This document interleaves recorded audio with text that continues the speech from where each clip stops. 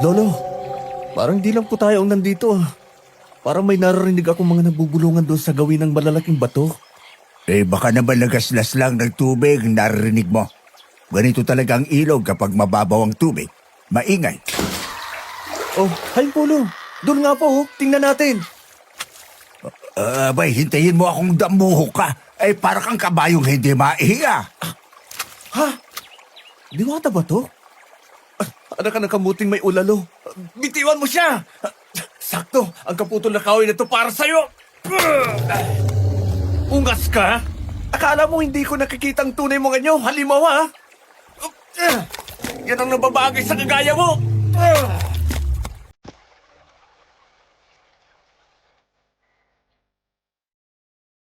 Alam kong maraming lalaki ang handang magtanggol kapag nakakita ng babaeng inaagrabyado. Pero ano ang gagawin niyo kung sakaling hindi normal na tao ang makakaharap niyo? O kaya'y makakita ka ng babaeng hindi pangkaraniwan ang ganda? Isang mapagpalang araw po, Sir Jupiter, at sa lahat ng inyong tagapakinig. Tawagin mo na lang po ako sa pangalang Paul. Ang kakaibang karanasang ibabahagi ko sa inyo ay nangyari noong ako ay 27 pa lamang, noong dalawin ko ang aking lolo sa probinsya. Lumaki ako sa Bucharest, Romania. Paul Tare ang tawag sa akin ng mga kaibigan ko na ibig sabihin ay malakas o siga. Astig daw ako, sabi ng mga Romanian na kasama ko sa Brotherhood. Pero ang pagiging astig ko ay nabago ng dahil sa pag-ibig. Nawala ang pagiging arogante ko. Ang paglilihim kung minsan nakakabuti, pero kadalasan nagbibigay ng masakit na resulta. Pero itago man ang katotohanan, nakikita sa mga kilos at hindi kayang pasinungalingan. May kasabihan nga na tulak ng bibig, kabig ng dibdib. Ito ang nangyari sa akin sa isang probinsya dito sa Luzon. Ipagpasensya na po kung hindi ko nababanggitin ang eksaktong lugar para naman sa kapakanan ng mga taong nasasangkot. Samahan niyo po ako hanggang dulo.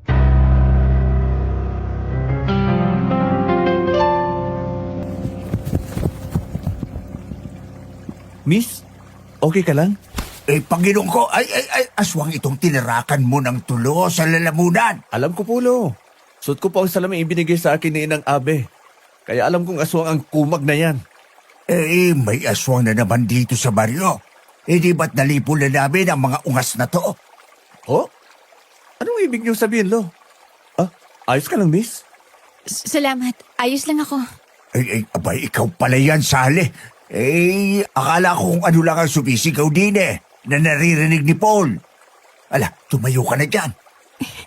Opo, Andang Juan. Salamat po. Dati nang nanggugulo ang aswang dito. Pero marami na kaming napaslang ni kumparing Emong noon. May natira pa pala sa lahi ng mga ito? Mabuti na lang po dumating ang apo nyo. Best friend! Ano ba nangyari sa'yo at umebak lang ako sandali? Makatili ka naman.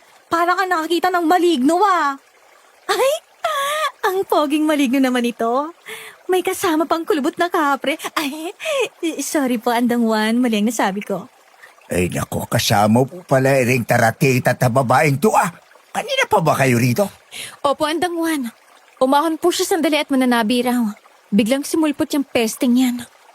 Ano bang nangyari sa'yo at kung makatili ka para kang naipita ng... Ay, ang gwapo mo naman. Hi, I'm Elise. Ito naman ang kaibigan kong ipinaglihi sa Quezong Puti, si Sally.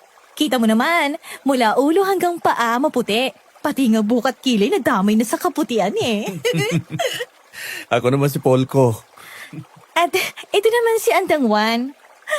Ang pogi mo talaga. Ang puti mo din. Bagay tayo. Naku, kordapya ka. Oo, apo ko yan. Natural, kilala niya ako. Ay, ganun po ba? Ay, naku, sorry. Ay, kabaing buntis! Sino naman din nakapost ng ganito dito? Ang pangit Buradad ang butas ng ilong. At parang hindi nadadapuan ng sipilyo mga ngipin niya, ha? Aswang, best friend, ang dami mo nang nasabi nakakaya naman kay Paul. Iniligtas niya ako sa walang hiyang yan. Ay, Diyos ko po. Hindi Hindi po ba nalipol ang pamilya ng aswang dito noon? Nakakatakot naman dito sa atin. Ang pogi, natatakot ako. Hoy, ano ba yung ginagawa mo sa apo ko? Daig mo pa yung sawa kung makalingkis Bumitaw ka na dyan. Nakakaiya ka naman. Pasensya na, Paul. Sorry, Pogi, Ang bago mo naman kasi Pati kilikili mo, ang bango. Salamat uli, Paul. Mauna na po kami andang Juan. Halika na. Sige, ingat kayo. Dumiretso kayo sa barangay hall. Sally, Elise, papuntahin mo si Kapitan Berong dito at nang makita niya ang damuhong ire. Opo, andang Juan. Sige po.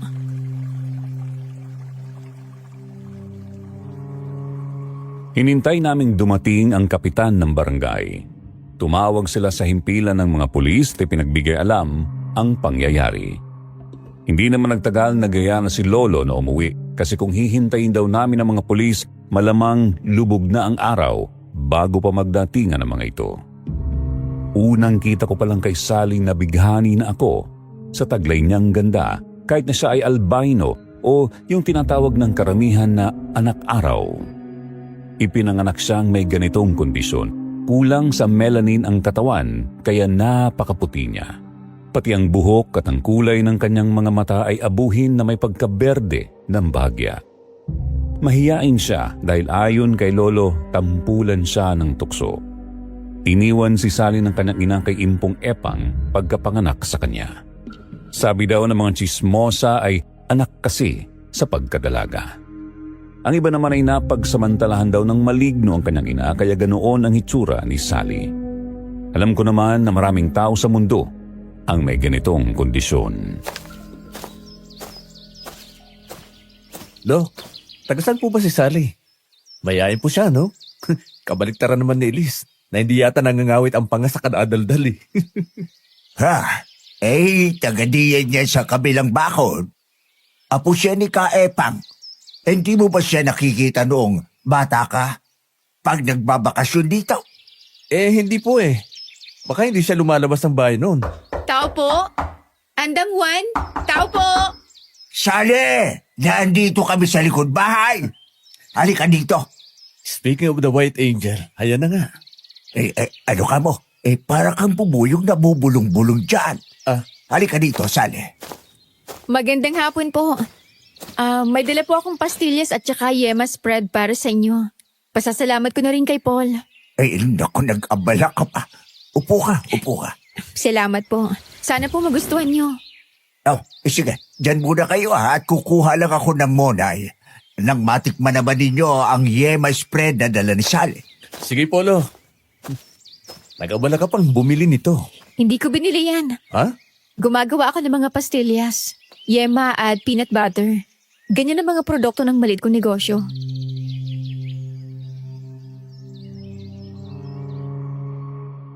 Nasurpresa ako sa kanyang sinabi. May talent pala siya sa paggawa ng mga sweets, Sir Jupiter. Mayroon pala siyang tindahan sa loob ng pasalubong center sa bungad ng bayang ito at sa iba pang mga stopover ng mga bus sa buong probinsya. Simpleng babae pero maraming itinatagong kaalaman. Napapansin ko lang na lagi siyang yumuyuko habang kausap ako.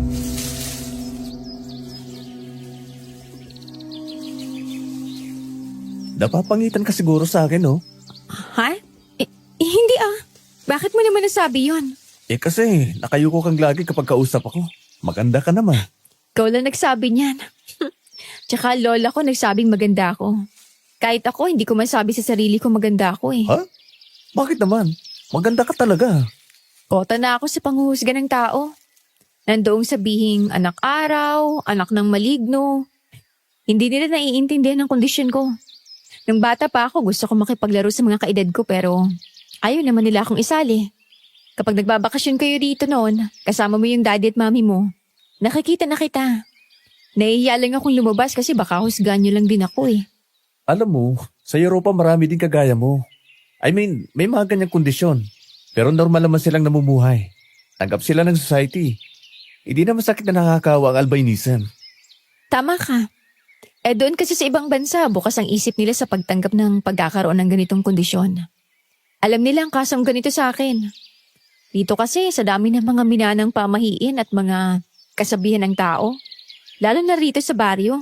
Makikitid ang mga isip. Hindi naman lahat. Mabuti nga may kaibigan ako nagtsatsaga sa akin eh. Kahit sinasabi ng iba na daldakin na daw si Elise. Anong daldaki na naman yun? Ano pa? Madaldal. Oh, ay tikman na natin itong monay na pinalamanan ko ng Gemma na gawa ni Sally. Ay pakiwari ko yung masarap ito. Mabango eh. Amoy leche flan. Hala, merienda na tayo. Ay, sige po. Tapos na po ako, andang... May kasama ka din eh. Ang lola mo na andyan ba? Hindi ko narinig ang repeke ng bibig eh. Nasa tindahan po si Lola. Nagdala sila ni Elise ng mga panindang natapos namin kagabi. Wow! Masarap ah. Bibili ako ng marami nito pagbalik ko sa Romania. Sa Romania pala kayo nakatira? Hindi ba doon ipinanganak si Dracula? Oo. Sa Transylvania yon. Isa akong member ng Brotherhood doon. Kumbaga dito sa atin, manunugis kami ng mga hindi pangkaraniwang nilalang. Opo, Sir Jupiter. Miyembro ako ng samahan ng mga manunugis doon. Kaya hindi bago sa akin ang makaharap ang hindi mga ordinaryong nilalang. Marami din kasi doong mga mangkukulam at mga kalahi ni Dracula. Ipinanganak ako sa Berlin, Germany. Pilipina ang aking ina. Siya ang nag-iisang anak ni Lola Abe at Lolo Juan na isang nurse noon sa Berlin. Ang ama ko naman ay Korean-German na involved sa ecosystem management ng forestry. Napunta kami ng Romania noong 9 na taong gulang ako dahil kinuha ng gobyerno ng Romania si Daddy. Kaya doon ko na rin natapos ang kurso kong biology. Matatas kaming magtagalog ni Daddy dahil tinuruan kami ni Mami. Sabi niya kailangang matutong magtagalog para kapag nagbabakasyon sa Pilipinas ay naiintindihan ang usapan dito.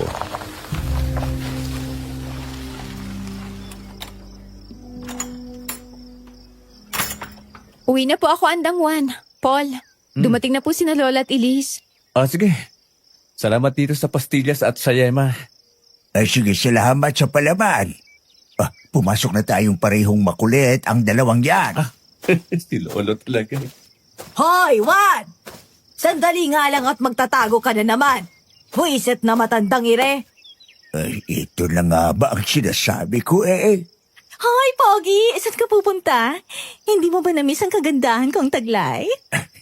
Ito pang isa. Mauna na po ako, Lo. At gusto kong magbanyo. Ay, ang suplado naman ni Pogi. May pasalubong pa naman akong mani. Ano ka ba, best friend? Anong mani bang pinagsasabi mo dyan? Etong mani ko, binili ko pa naman sa pasalubong center kanina, adobong mani. Hay, magtigil kang ang hitad ka. Sa bahay na kayo maghapunang maglolo at nang makapagpasalamat ako sa apo mong Pogi daw. Kung umarte ering kulasang iray daig pa ang kinikiliting bayawak kung umasta. Huwag kang tatanggi at susunugin ko ang bahay mo. Mahigpit daw ang paanyaya ni Impong Epang. Narinig ko naman dahil nakasilip ako sa bintana. Kaya na mga bandang 6:00 na ng gabi, lumipat kami kina Sally. Maganda ang loob ng bahay nila. Well-organized ang mga gamit. Sa sentro ng salas nila, may malaking larawan ni na Sally, Elise at Impong Epang. Mahilig palang mangolekta ng mga figurin si Sally. Napako ang aking tingin sa kanyang malaking larawan. Hindi ko namalayan na nasa likod ko na pala si Elise. Uy, baka naman mamatanda ka dyan. Sobrang titik mo sa picture ni Sally eh. Umitim bigla ang buhok niyan. Hi. Nandito ka rin pala. Yes. Dito rin kasi ako nakatira. Magkasama kami sa gawaan ng sweets ni Sally. Ampon ako ni Lola Epang. Ang matandang hindi lang maganda ang itsura, kahit kulubot na, kundi maganda rin ang puso.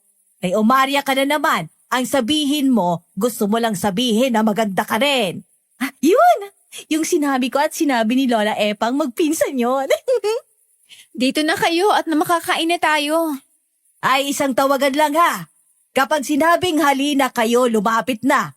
Huwag nang yayayain pa uli. At baka mayamot ako walang matira sa inyo. Ah, wow! Ang sarap nito. Paborito kang kalderetang manok. Oh, sasabakan mo na agad. Manalangin muna tayo.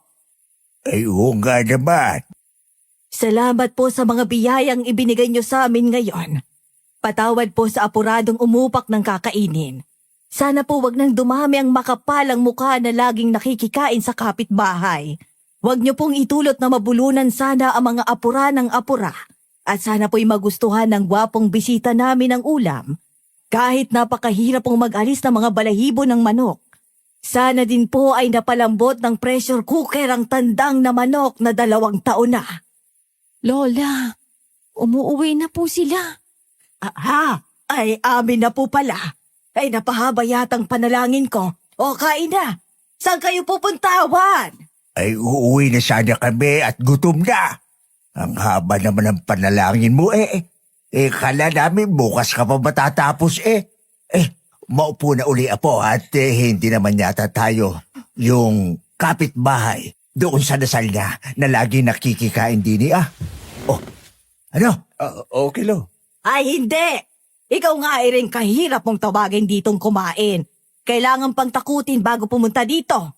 Ay, iabot mo nga yung antipara ko sa ibabaw ng telebisyon at nang mabistahan ko lang iring sinasabi niyong gwapong apo ni Juan. Malaman lang kung may katotohanan at pawang katotohanan lamang ang mga pahayag nitong 2 babaeng to. Ako ba'y inuutusan mong matanda ka? Abay, hindi naman ikaw, darling. Ereng si Taratita. Ay, ako po ba? Wait lang. Heto na po, Lola. Wag kang kukura para makita mo, ha? Ay, sos. May dahilan nga naman palang kiligin itong magkaibigan. Kalaking tumpok na nga ay kagwapo nga naman pala. Kahaba siguro ng ano nitong batang ito, ano? Lola, anong mahabang sinasabi niyo dyan? Kahaba ng biyas, yung binti at hita. Mahaba ang braso at kamay Bakit ano bang iniisip niyong mahaba? Abay kapag ang tao mahaba ang braso at malaki ang kamay, paniguradong mahaba ang binti at hita. Muntik ko nang hindi malulon ang kinakain ko sa malakas na tawanan ni Sally at Elise. Pagkatapos ng masaganang hapunan, napag-usapan pa ang naganap sa ilog. Kasama pala nila Lolo si Impong Epang noong nilipol nila ang angkan ng mga aswang noon. Kaya nagtataka silang may biglang umatake kay Sally. Malakas ang ihip ng hangin kaya ang mangkawayan sa likod bahay ay naglalangit-ngitan. Ungol ng mga aso mula sa labas ng bahay ang umagaw sa aking pansin. Sumilip ako sa bintana at nakita ko ang 4 na aso na parang mga aligaga sa harap ng bahay nila Sally kaya lumabas ako.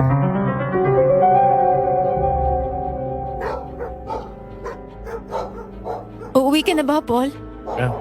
Titingnan ko lang itong mga aso nyo. Ang dami nyo palang alagang aso, Sally. Hindi mga totoong aso ang mga yan, Wala naman kaming alagang aso. Pusa meron, hayun kumakain. Si Betong at si Betang. Kanino itong malalaking aso dito sa harap ng bahay nyo? Aswang sila. Tumutulo ang mga lahoy na parang ulol. Ano daw malalaking aso baka mo? Ay, lumayo kayo sa kanila, Paul. Hindi basta aso ang mga yan. Kung hindi kayo basta aso, ako naman ay hindi basta tao. Huwag kayong magkakamali. Mababasag ang panga nyo. Nakakatakot naman ang itsura ng mga asong yan. Tama ang kutob natin, Epang. Bumalik sila. Handa pa ba ang kabao mo? Ay nako, ako pa ba? Hindi ba rin kumukupa sa mga kamaukowan? Parang si Pacquiao. Mga ulol yata mga yan Ang pula ng mga mata at naglalaway pa. Atras mo kayo. Sumusugod na yung isa. Ayan pang isa, mga ulol ha. Ito ang sayop na unggas. Ay, tumain na kaupo. Ano ba yan? Ay, ayan ang 2. Akala nyo ha? Isa ka pa? Ang lakas ng kamao mo, Paul. Napangiwi ang aso Ay, ninong ko po. Nagiging tao ng mga aso. Naku po, sisugot ang 2. Ay! Hindi kita atasan. Mga ungas kayong 2. Epang, kumuha ka ng tulos dali. Ay, wag mo ko minamadaling matanda ka. Baka madapa na naman ako. Mangbibiktima kayo ha, mga ungas. Akin tong braso at gagamitin kong armas. Sakto ang haba ng kuko mo para bumutas ang dibdib nitong kasama mo. Ang Panginoon, natanggal niya ang braso ng aswang. Amazing si Paul ko. Mag-iingat ka, Paul, my dear. Iwan! Saluhin mo ito! Nguyain mo itong benditadong tulos na ito! Ay nako, tatakas pang isa! Saluhin mo ito, ugas! Nang humupa ang tensyon, naglabasan ang mga kapitbahay dahil sa ingay. Nakita nila ang mga aswang. Alam nilang magiging banta sa kaligtasan sa baryong ito. Mayroon palang mga armas na nakatago sina Lolo at Impong Epang na matagal nang itinami. Pero mabisa pa rin dahil nagsisimula ng magliyab ang tinamaan ng mga sibat. Kaya hinugot ni Lolo ang mga tulos na nakatarak sa kanila. Pero ang dalawang nakaharap ko ay unti-unting bumabalik sa kanilang taong anyo. Inutusan ni Lolo ang isang lalaki upang ipatawag si Kapitan Berong. Nagkakagulo ang mga taong baryo sa harapan ng bahay nila Sally dahil mabilis na napabalita ang nangyari. Inabutan ni Kapitan Berong na nagliliyab ang dalawa, samantalang ang dalawa ay wakwak ang dibdib ng isa at ang isa naman ay wala na isang braso. Ipinabuhat ni Kapitan sa kanyang mga tanod ang dalawa at ibinitin sa harap ng barangay hall para makita ng ibang aswang na ganoon ang sasapitin nila kung sakaling mamemerwisyo sila sa baryo. Kinabukasan, pinagkakaguluhan ng mga tao ang mga aswang sa barangay hall. Nagyari na ang ganito noon. 20 taon na nakalilipas. Ganun po ba? Kaya lang po, Lo, ang ipinagtataka ko nung isang araw, pinagsasamantalan sa ilog ng aswang si Sally. Kagabi naman, sa bahay din nila pinunterian ng mga lukong yan. Hindi po kaya si Sally ang target nila? Yan din ang kagabi ko pa iniisip. Bakit nila tinatarget si Sally? Ay kanina pa ba kayo maglolo din Mga kalahating oras na.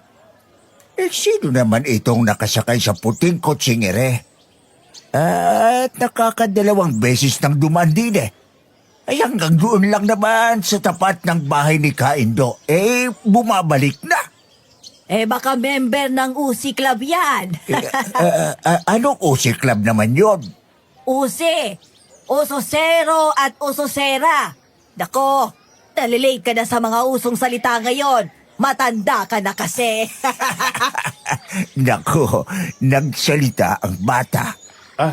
Lola Epang, si Sally po. Ay nasa bahay. Masama daw ang pakiramdam niya. Nandun at nakahiga.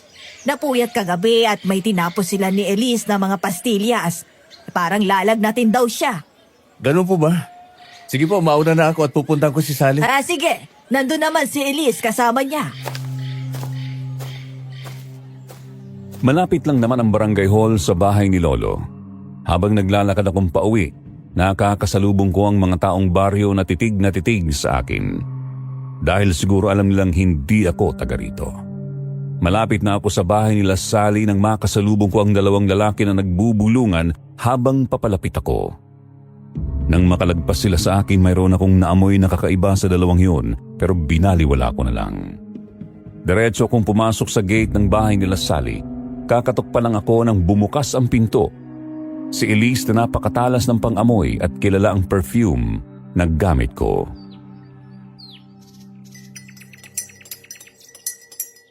Pasok na, Paul ko. Mabuti naman at dumating ka. Kanina pa naghahabang leeg namin ni Sally sa kasisilip sa bintana kung lalabas ka ng bahay nyo. Pero bigong kagandahan naming taglay dahil hindi ka namin masilayan. Hala, upo ka dyan at gagawa ako ng kape nating tatlo. Kumusta? Nilalaglat ka daw, sabi ni Lola Epang. Sinet lang to. Hanggang madaling araw kasi kami ni Elise na nagpapack ng mga produkto namin at may orders sa pasalubong center. Ay, ang gagaling na yan. Ako nga kanina masakit ang ulo ko nang masinghot ko ang pabango mo. Nawala na. Parang nagdahilan lang ako. Grabe ka naman, best friend. Masyado mong binibisto tayong dalawa. Nako, alam naman ni Paul na pareho tayo may crush sa kanya. Isama pang katabing bahay nilang si Nympha at si Edang. Pati nga daw yung bating na teacher sa high school, may crush din sa kanya. Sa tingin mo ba may laban tayo sa kanila? kung padamure ang datingan natin. Nakakatuwa naman pala at marami nakaka-appreciate sa akin dito. Oo, kaya habang nagbabakasyon ka, may stress reliever mga taga rito. Hanggang kailan nga palang bakasyon mo dito sa Pilipinas, Paul? Depende. 6 months siguro o baka hindi na ako bumalik sa Europa. Indefinite pala, no? Kung kailan mo gustong bumalik, pwede. O kaya kami na lang ay sasama sa'yo sa Europe. Ano sa palagay mo? Hindi ako mapalagay eh.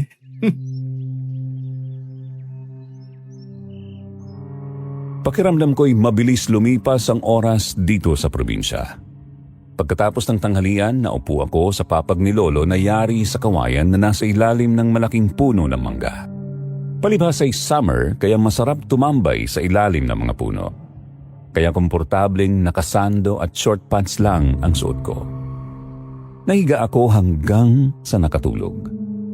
Bandang alas 5 ng hapon nagising ako sa lakas ng boses ni Lola Epang habang kausap si Lolo na parehong nakaupo sa duyang ratan. Hindi ako bumangon kaagad at hindi nagpahalatang gising na.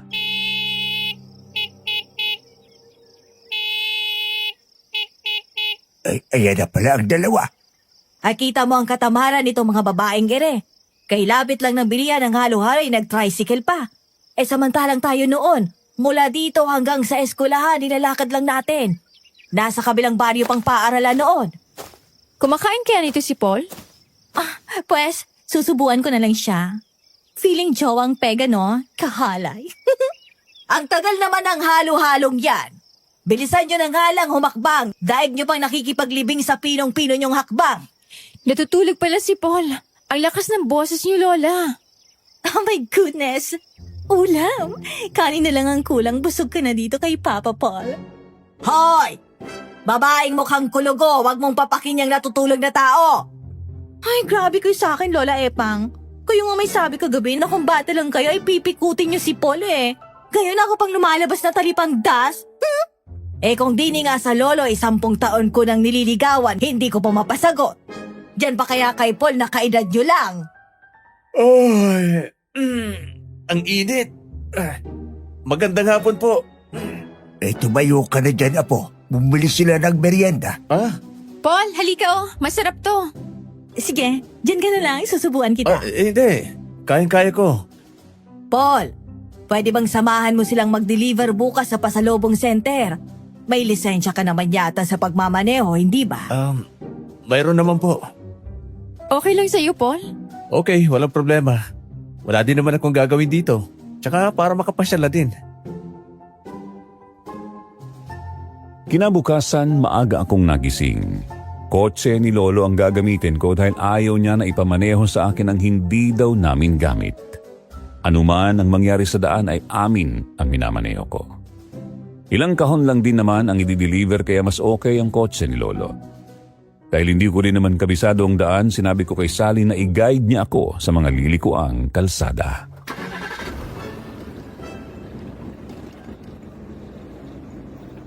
Liko ka sa kanan. Ayan, main road na tayo. Diretso lang. Maharlika Highway na yan. Okay. Madami ng establishment dito sa highway ngayon Hindi gaya nung bata pa ako. Kapag nagbabakasyon ako dito, puro pala yan ang nakikita ko. Oo nga pala, paano ka natutong gumawa ng mga sweets na yan? Nag-aral ako sa non-formal education. Nung una, libangan ko lang sana. Pero marami ang nagsabing masarap daw. Nagsimula ito nung may nag-order sa akin ng 500 pastillas ball na ginamit sa children party. Ayun, nagkaroon naman agad ng mga follow-up order. Hanggang sa makaipon ako ng puhunan. Ikaw, Elise, nag-aral ka rin ba ng sweets making? Hindi eh.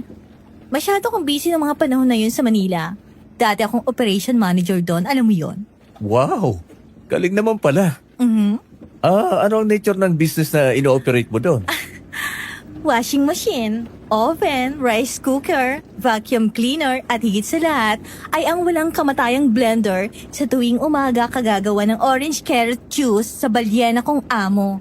In short, chimiaa ako sa Maynila. Anong chimiaa? Ang slow mo naman. Ano pa, edi kasambahay, katulong, alila. O, malinaw na ba? Domestic helper, kumbaga sa nag-a-abroad. Ganon, social ko, di ba? Okay. Slow nga ako. Hindi ko kasi mag-get sa mga terms mo eh. Pasensya na. Ay, kabayong buntis! Nabudol mo yata ang baboy, Paul. Ay, nakubang pala ka. Anong nangyari? Saan galing ang baboy na yun? Sandali, titingnan ko lang. Wala naman. Saan punta yun? Halika na, Paul. Hindi magandang pakiwari ko dun sa baboy na yon. Sumakay ka na. Duda ako sa baboy na yun. Something is off. Tama ka, Paul. Hindi kaya. Pareho tayo nang naisip, Sally. Tama. Pare-paro tayo nang naiisip. Masarap ni lechon yun. Lechon? Oo. Paano kakainin ang lechong? Oo. Lechon nga, Paul.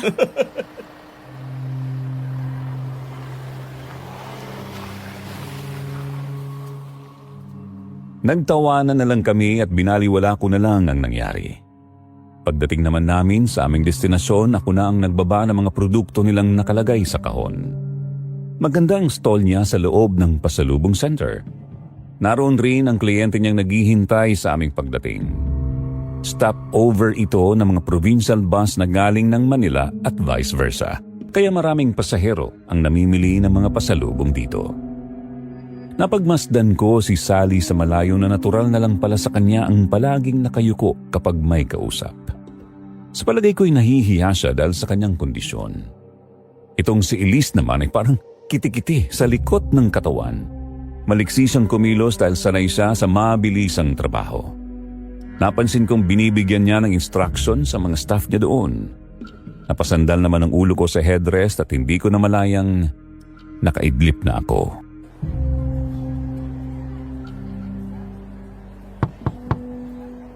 Pasensya na. Nainip ka na yata. Hindi naman. Naidlit lang ako. Tapos na kayo doon? Oo. May bagong order na naman siya.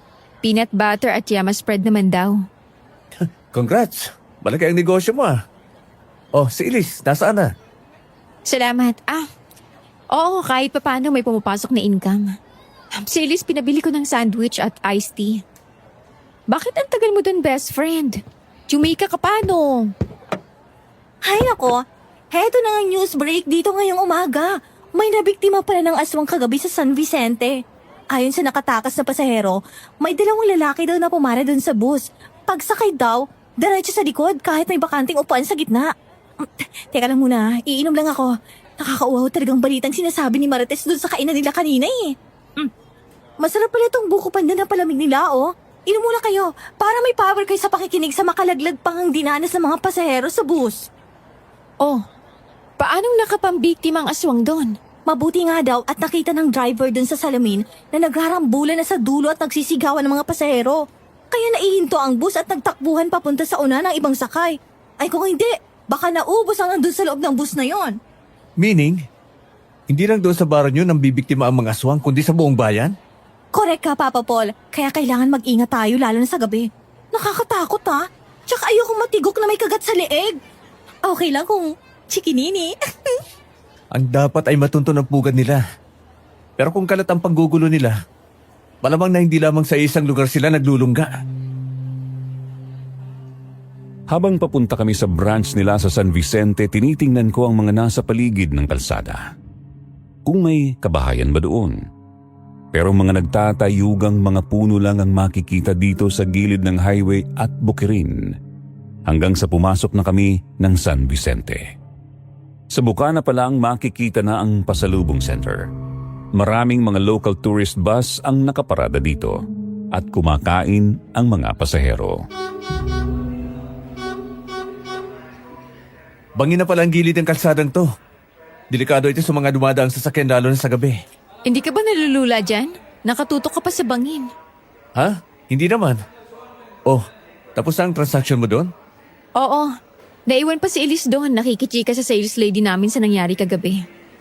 Dito pala dinala ang bus na nakapagsakay ng mga aswang kagabi. Mabuti na lang daw at noong nagtatakbuhan ng mga pasahero, may kasunod na bus at may parating din na mobil ng pulisya papuntang Santa Barbara. Kaya nagbabaan ng mga lalaking sakay at inakyat ang bus. Nakalabas naman daw sa bintana ang aswang nang marinig na nag-aakyatan ng mga lalaking may dalang sibat. Nasaan yung bus? Hayun, Nakaparada sa gilid. Yung inuusisa ng mga usisera at usisero. Mayroon kayong brotherhood dito na kagaya doon sa amin? Noon yata meron. Kasama nga doon sina Lola at Andang Juan. Tayo na't maumpisa na natin ang peanut butter na gagawin natin, best. Kanina pa nga sana eh. Ikaw lang hinihintay namin. Super chika ka kasi dun eh. Naku, best, nakakaloka ang mga kaganapan kagabi. Apat palang tadali ng mga aswang. Lap-lap daw ang leg ng mga biktima. Tapos kinuha daw ang puso. Balikbayan pa daw yung dalawa sa nabiktima doon. Kasi nakita ng mga pulis ang passport sa bag. Kadarating lang daw. Habang pabalik kami, mabagal ang patakbo ko para makita kung mabuti ang dinadaanan namin. Ang napansin ko, marami palang mga daang papasok sa mga baryo ang bayang ito. Nang makarating kami sa bahay, walang kapagurang nagkwento si Elise kina Lolo at Impong Epang. Ilan na lang ba tayong nabubuhay sa mga sumagupa sa mga aswang noon, Epang?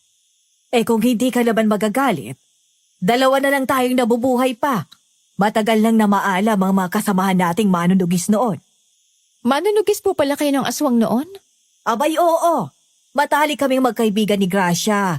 Ang lola ni Paul at ang lolo mo naman ay matalik na kaibigan nitong si Juan. Nasa peligro na naman ang bayang ito, Epang. Lalo na ang baryo natin na dito nagmula ang mga manunugis noon. Ba, mga astig po pala kayong mga thunders ha? Eh anong thunders na naman ang sinasabi mong hitad ka? Thunders po kasi ang magandang terms para sa mga maedad na. Kesa naman matanda. Akala ko pagdating ko dito, makakapagbakasyon ako. Sa pinanggalingan kong bansa, vampira at mga werewolves ang kalaban. Dito naman aswang. Parang sinusundan ako ng misyon ah. Eh talaga ba, Apo, natutulong ka kung sakaling bumuulit kami ni Epang ng kapatirang manunugis? Opo, Lo. Sayang naman ang ipinamana sa akin ni Lola. Ay, naipamana ba ni Gracia kay Paul ang kanyang agimat? Ayun naman. Nung matapos ang laban natin noon at akala niya tahimik na, naibigay niya kay Paul. Nung 17 anyos pa lang yata siya noon. Ang medalyon ko naman ay nasa akin pa rin. Nagamit ko naman po noong naging miyembro ako ng Brotherhood. Kapag suot ko ang salamin ni Lola, nakikita ko kaagad ang tunay na anyo ng mga taong kaharap ko. May agimat ka pala, Paul. Ang medalyon mong suot, dito ba galing yan? Hindi. Sa Brotherhood dito galing. Hindi ako tinatabla ng bala o kaya ipatalim, kaya hindi tumatalab sa akin ang kagat ng anumang masamang nilalang na may pangil. Magandi eh. Kung titingnan parang mamahaling pendant lang. Gold-plated pa ha? Ginto talaga ito, Elise. Ang chain, 18 carats. Ang pendant naman ay natural black diamond na nakakast sa 18 carats din. True ka ba dyan sa mga sinasabi mo? Patingin nga na yung stamp niyan. 750. Ay, oo nga. Ang mahal siguro nito, ano? Hindi ko alam. Baka ang black diamond, ang itinuturing na pinakamalakas na agimat. At pangontra sa negatibong enerhiya. Proteksyon ito sa mga kulam at sumpa. Handa kong makipagtulungan kina Lolo sa kanilang plano at mamumuhay ng normal para maitago ang aming misyon. Para mabilis kaming makalapit sa mga hindi ordinaryong nilalang. Hindi madaling mangalap ng mga magiging kasapi ng kapatiran ng manunugis. Kailangan mayroong kaalaman sa pakikipaglaban.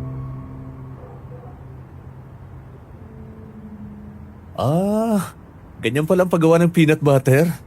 Yes. Kailangan na lutuin muna sa mantika ang mga mani.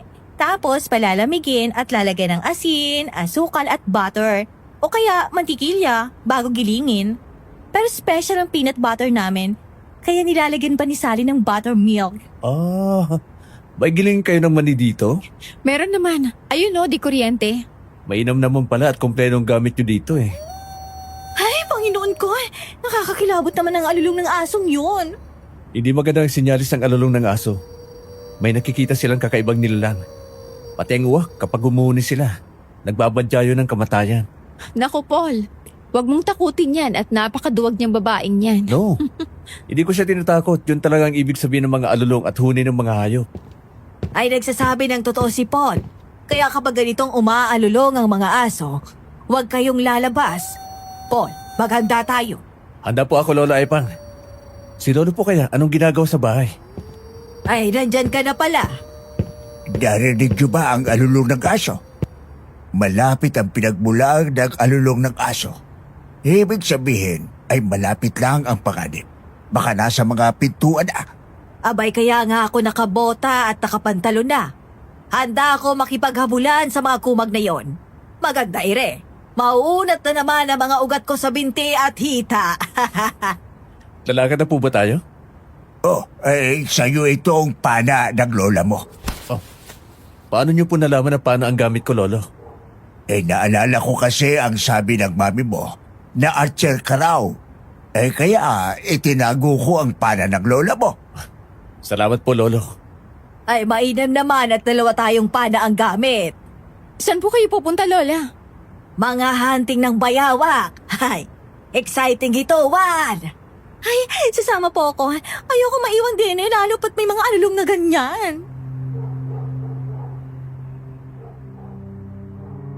Sumisikat na ang buwan nang magsimula kaming bumaybay sa kalsada.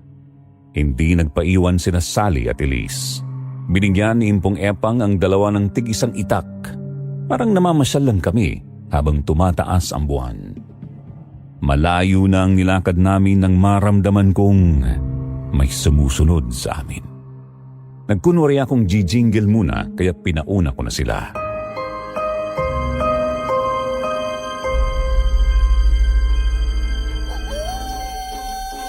Napakalinaw ng salaming suot ko talaga. Hindi pa ako binibigo nito mula pa noon.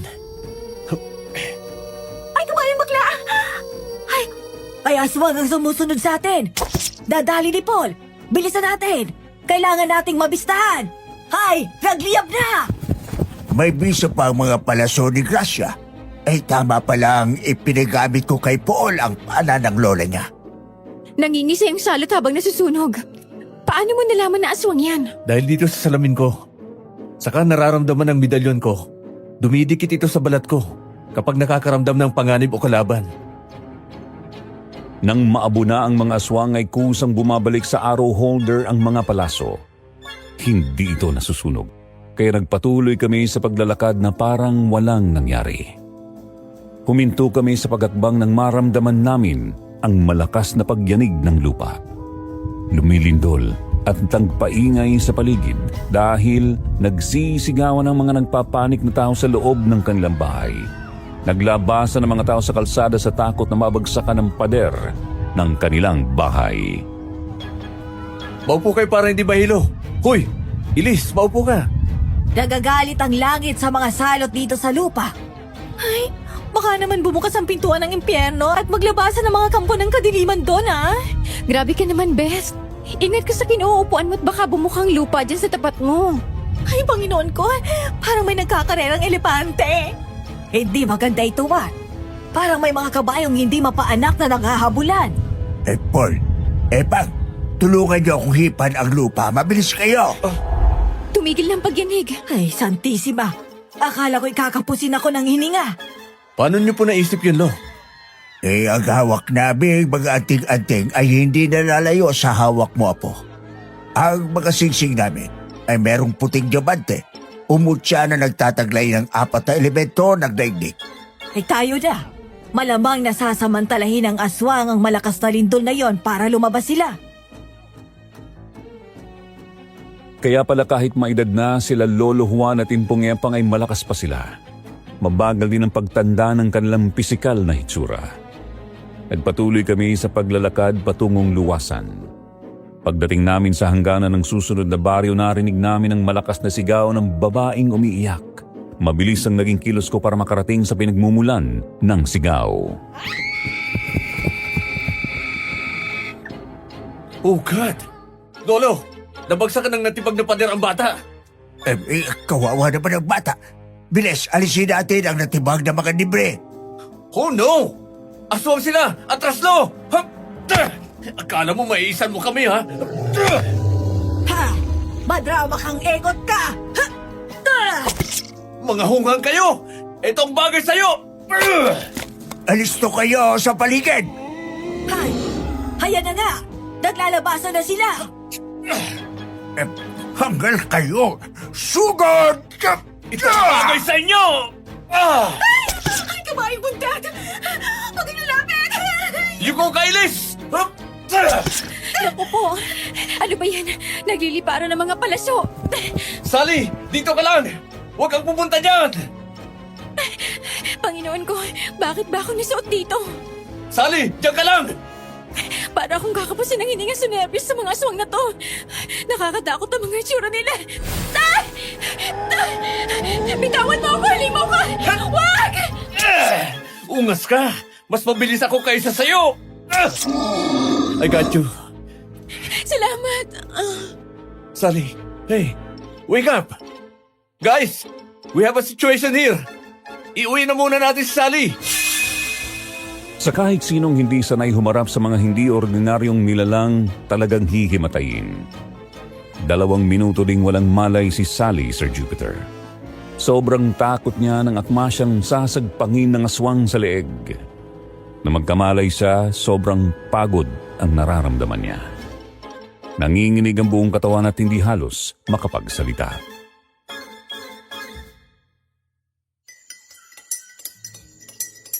Oh, inom ka muna ng green tea, Bes. Kaloka ka talaga.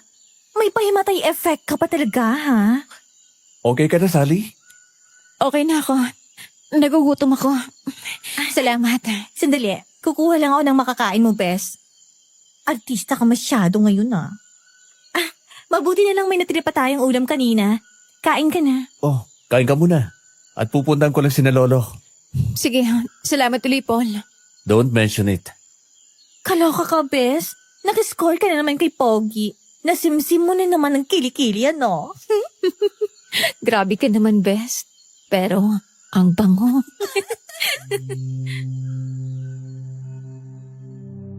Nabutan ko sina Lolo at Impong Epang na pinag-uusapan nila ang ina ni Sally. Magmula kasi nang iniwan si Sally sa kanya, hindi na binalikan pa. Si Impong Epang na ang nag-aruga sa kanya mula sa kanyang pagkabata. 25 taon na ang nakakaraan. Hindi nasabi ng ina ni Sally kay Impong Epang kung sino ang kanyang ama.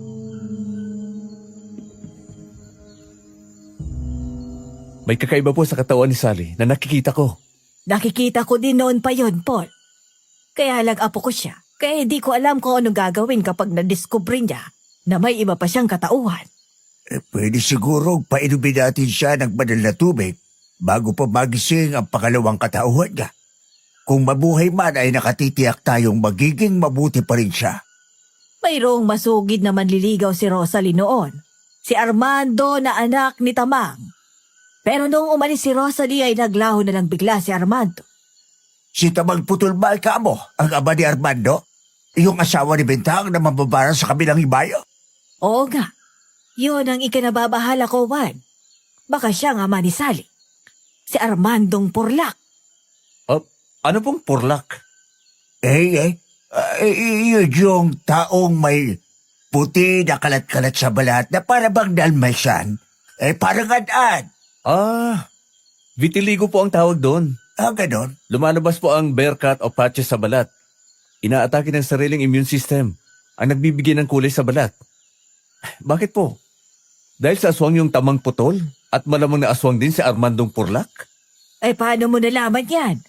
Sa tagpo po kasi ng usapan, nabubuo na sa isip ko ang ganong sitwasyon na ikinababahalan nyo. Pero mapainom nyo man po si Sally ng banal na tubig, ay nasa kanya pa rin ang pagpili ng mabuti o masama. Ang pagiging aswang ay namamana mula sa kanyang magulang.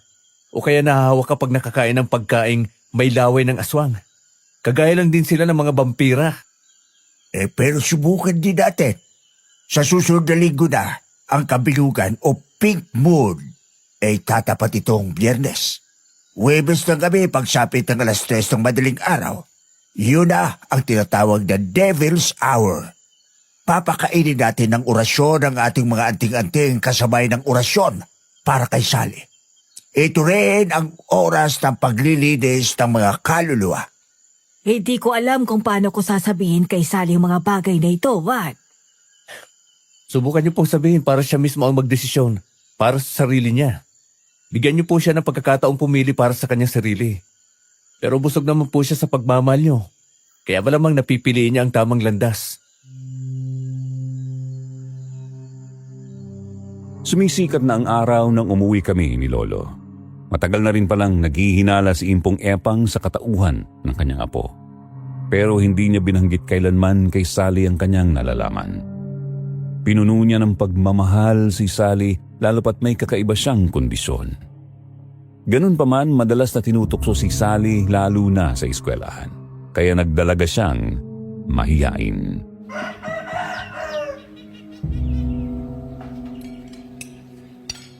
Lolo, sa tingin niyo po ba buhay pa ang magulang ni Sally? Hindi ko masabi kung oo o hindi na. Kung sumama na siyang tuluyang kay Armando at nabuhay sa ibang lugar, maaaring buhay pa. Pero kung hindi siya sumama at meron siyang sinamahang ibang lalaki, malamang hindi na. Kasi siguradong papaslangin siya ni Armando. Napatunayan niyo po bang aswang si Armando, Lolo? Si Armando ay hindi. Pero si Tamang na putol at si Mentang ay oo. Mga aswang sila at ako mismo ang pumaslang sa kanila. Nangyari yon nang lusubin nila ang mga tao dito sa panahon ng Kwaresma. Pero wala na sila Armando at Rosalie dito ng mga panahon na yon. Kung si Armando nga ang ama ni Sally, malinaw na mayroon siyang dugong aswang. Pero Lo, ibang nakikita ko kay Sally. Bakit? Ano ba nakikita mo sa kanya? Isinumpa po siya. Hindi ko lang po makita kung sino ang nagsumpa sa kanya. Ha? Sinumpa? Sino ang nagsumpa sa kanya? Isinumpa po siya nung panahong ipinagdadalang tao pa lang siya. Kaya hindi pa siya isinisilang. May banta na ang buhay niya. Banta? Paano banta ang tinutukoy mo, Apo? Hindi ko lang po tiyak, Lo. Pagkatapos namin magalmusal, pumasok na ng kwarto niya si Lolo. Ako naman ay sa papag niyang kawayan na nasa ilalim ng puno ng mangga. Naiisip ko ang sitwasyon ni Sally kaya nakatulugan ko na ang pag-iisip na yon.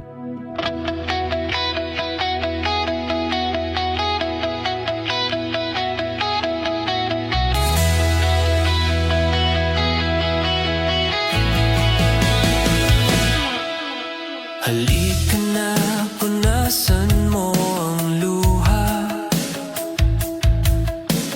Huwag mo sanang ipagkait ang awa.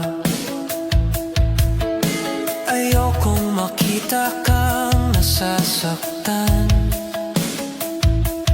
Patawarin mo sana ako ngayon. Hindi ko ginustong ika'y masugatan. Kulang lang ako nung ikaw ay nawala. Tao lang ako, nagkakamali. Di perpekto, pero ikaw lang lagi. Sa bawat gabi, ikaw ang hinahanap. Kahit masakit, ikaw pa rin ang yakap. Ibibigay ko ang dugo ko kung yun ang hanap mo. Kahit ako'y maubos, huwag ka lang maglaho. Ilang gabi na ikaw ang iniisip. Mukha mo'y hindi mawala sa paningin. Walang papalit sa kung anong meron.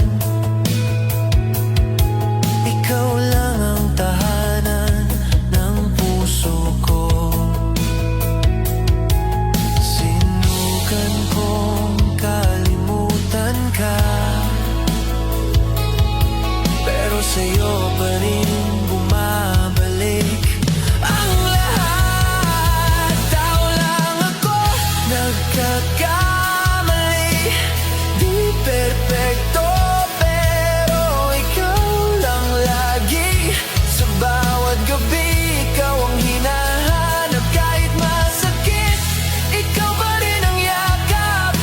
Ibibigay ko ang dugo ko kung yun ang hanap.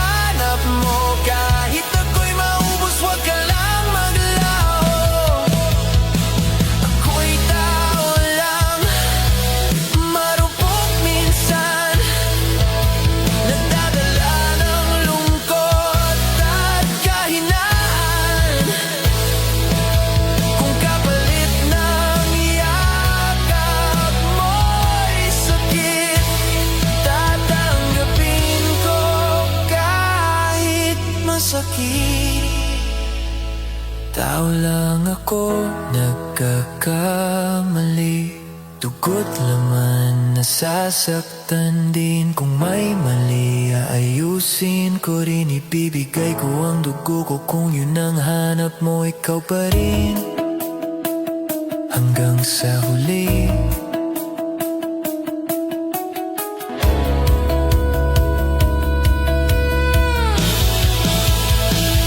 Tao lang ako.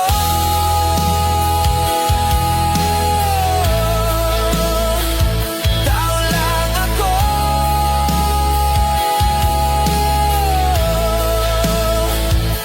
Patawad.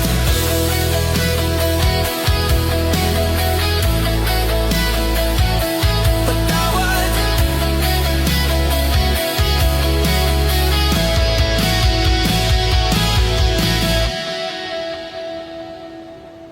Hindi ka ba nahihiya na may nakakakita sa'yo na kasama ako dito? Bakit naman ako mahihiya?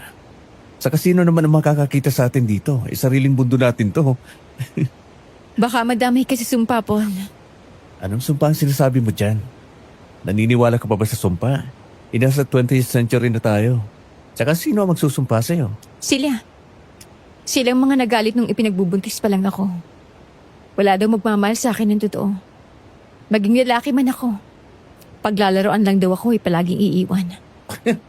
Puro kakalukuhan. Hindi na uso ang mga mambabarang at mangkukulam ngayon para magsumpa pa sila. Yun nga ang nakakalungkot eh. Hindi pa iba sa akin ang nagsumpa. Kapag may nagmahal sa akin ng totoo, magiging normal din ang itsura ko. Mamahalin kita ng buong puso at kaluluwa. Walang pag-iimbot. Oh, ang lalim ng Tagalog nun ha. Normal ka. Ang dapat lang natin gawin, magpakulay ka ng buhok. Maglagay ka ng permanent dark eyebrows. Okay na ang lahat. Bumaba na nga tayo dito sa balsa at na makapaligo na tayo. Sinabi mo eh.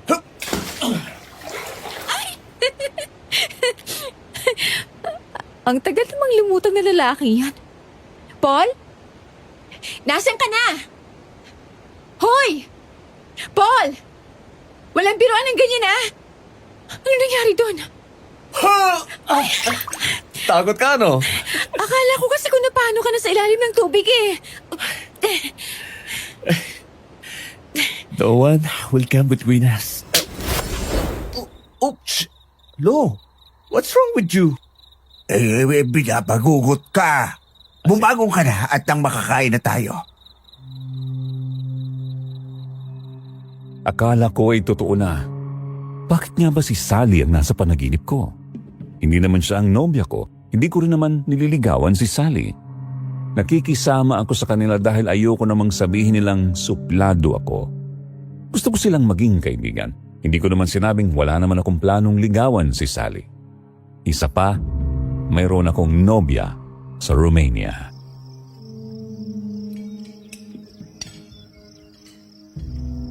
Sino ba yung napanaginipan mo at naghahaba yung uso mo? Parang may sinisip-sip kang susong Pilipit, ha, Paul? Wala po, Lo. Ikaw ba'y kailan naman lalagay sa tahimik na bata ka? Kailan mo ba naman ako bibigyan ng apo, ha? Ang liit ng pamilya natin, kaya kailangan magparami ka. Ang mami mo, nag-iisang anak namin ng lola mo. Ikaw naman, nag-iisang anak ng mami mo. Oo, mag-asawa ka na at malapit ka nang lumagpas sa kalendaryo. Hindi ko pa alam, Lo. Pero matagal na po ako niyayayang magpakasal ng fiancé ko. Kaya lang po, iniisip ko, pareho kaming busy lagi sa trabaho. Baka hindi kami magtagal. Kasi baka mawalan kami ng panahon sa isa't isa. Divorce lang kahantungan namin. Anong lahi ba naman yung nobya mo doon? Romanian po, Lo. Ha? Isa po siyang neurologist. Aba, ay di mestesa o mesteso ang magiging apo ko niyan.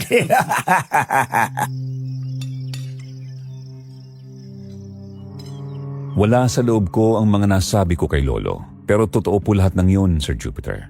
Mayroong naghihintay sa aking pagbabalik sa Romania.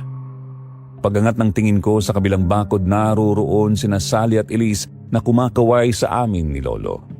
Sinenyasan ko silang makisalo sa aming pagkain. Tumango naman sila kaya umikot sila sa likod bahay ng bakuran ni Sally at paglapit nila sa amin ay may dala silang pagkain.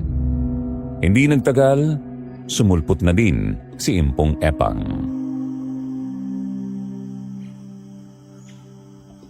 Putok ang balita sa buong baryong nangyari kagabi. Kagagaling lang ni Kapitan sa amin kanina at plano nilang magkaroon ng pulong mamayang hapon sa barangay hall. Makikisabayan na naman si Kapitan sa popularidad natin, ano? Gusto ka nilang imbitahan, Paul. Para makasama ka raw ng mga binata dito na sumali sa team nila. Para sa gaganaping liga sa bayan sa susunod na linggo. Ha? Nako, hindi ako masyadong marunong maglaro ng basketball Subukan mo lang po para naman masulit ang bakasyon mo dito. Ay nako, subukan mo lang, Paul. Hindi naman kagalingan sa basketball ang team nila dito eh. Lalo na yung team captain nila na si Emong Baktol. Mayabang lang yon pero walang galing. Ikaw naman sigang dating. Pero may ibubuka ka naman sa laban. Gwapo na, macho pa. Ay, dumali ka na naman, nagarutay ka. Hindi ba't kinikilig ka dun kay Emong dati? Kahit natakbo lang naman ang takbo sa court. Kahit hindi nakakashoot ng bola. Bakit nga pala tinawag niyong Emong Baktol yon? Lola, kapag ibino ka na ng braso niya, kayang pumatay ng kalaban ng singaw ng kilikili niya. Ano? Abay, napakalakas naman pala ng putok ni Emong. Bakit hindi niyo sabihang gumamit ng tawas? Lola, hindi kinaya ng tawas ang power ng baktol ni Emong. Iba-iba ako. Anong oras na ba nagpabiti ni Kapitan mamaya? Ay mga 5:00 daw. Isama mo daw si Paul nang makilala naman ang mga kababaryo natin at nang mapasalamatan daw ng formal. Hindi naman po kailangan pasalamatan ang ginawa natin. Saka hindi lang naman po ako ang humarap sa mga aswang. Lahat naman po tayo lumaban. Ay pagbigyan mo na, Paul. Ako din sana pagbigyan mo uli. Ha? Pagbigyan po saan? Ano? Pati po ba kayo, Lola, nagdinasa din kay Paul? Berat kang talaga, oo. Rico naman ang sakit nun Ang lakas niyo mong batok, Lola Epang. Anong pagnanasang sinasabi mo dyan? Pakikiusapan ko uli si Paul na samahan kayo bukas sa pagde-deliver sa Bulacan. Engot ka! Ay, ganun po ba?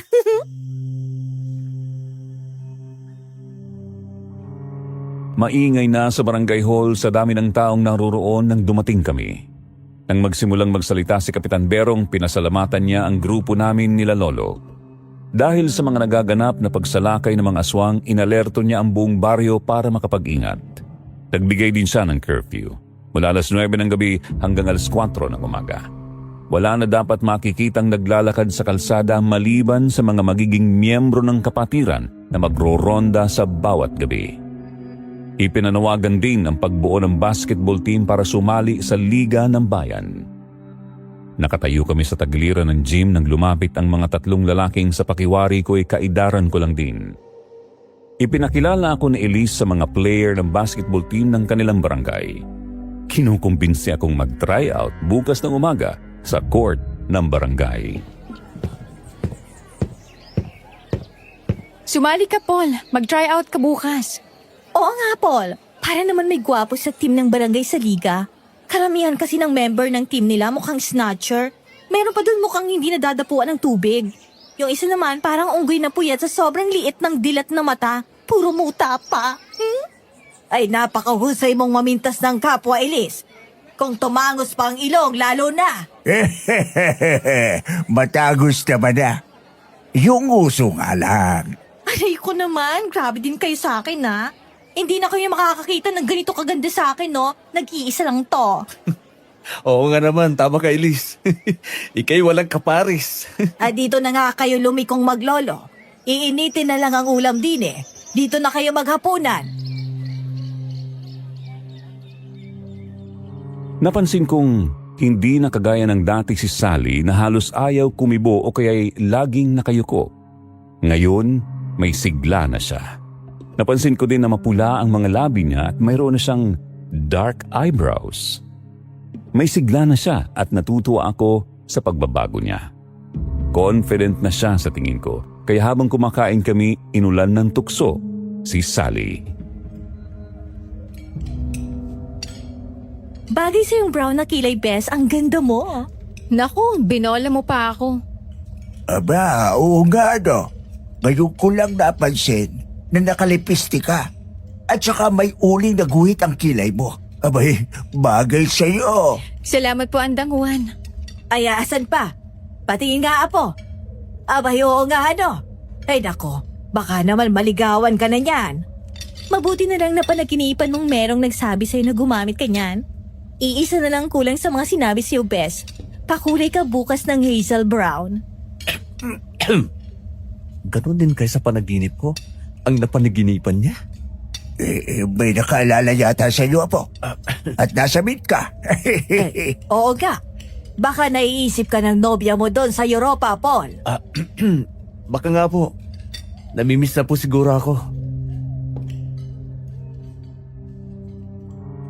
Sa sinagot kong yon kay Impong Epang nagtinginan sina Elise at Sally. Hanggang sa matapos ang hapunang yon at umuwi na kami ni Lolo. Matagal na akong nakahiga, laman pa rin ng isip ko ang pagbabago ni Sally, lalo na ang mga sinabi ni Elise tungkol sa panaginip. Ayaw akong sumpungin ng antok kaya bumangon ako at nagtimpla ng kape. Lumabas ako ng bahay at naupo sa duyang ratan sa garahe ni Lolo. Habang nagkakape ay nanigarilyo ako hanggang sa maubos ang kape at maidlip ako.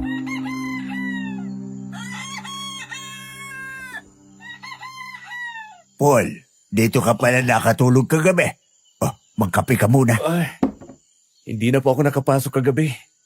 Anong oras ba kayo bibiyahe sa Bulacan? Hindi ko po alam, Lolo. Hindi naman po sinabi ni Sally kung anong oras pupunta doon eh.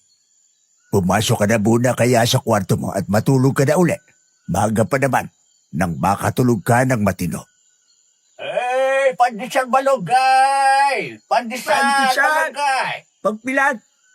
Oh, ayan na pala si Ingo. Ay, sandali at bibili akong pandesal. May palaman pa tayo dyan. Pandesal! Pagbilan mo ako!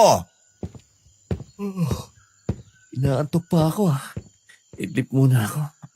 Ay, nako, nakatulog uli ang apo ko. Sige, mamaya ka na lang kumain. Nakatulog pa ako ng 2 oras bago ko narinig ang nakakabinging boses ni Elise. Nagtatawanan sila ni Sally sa kabilang bahay. Bumangon na ako at naligo. Paglabas ko ay nagtitimpla na ng hot chocolate si Lolo.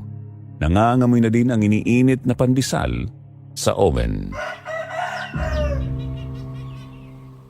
O pumarito ka na, Paul. Mag-almusal na tayo. Oh, wow. Miss ko po ang ganitong breakfast, Lo.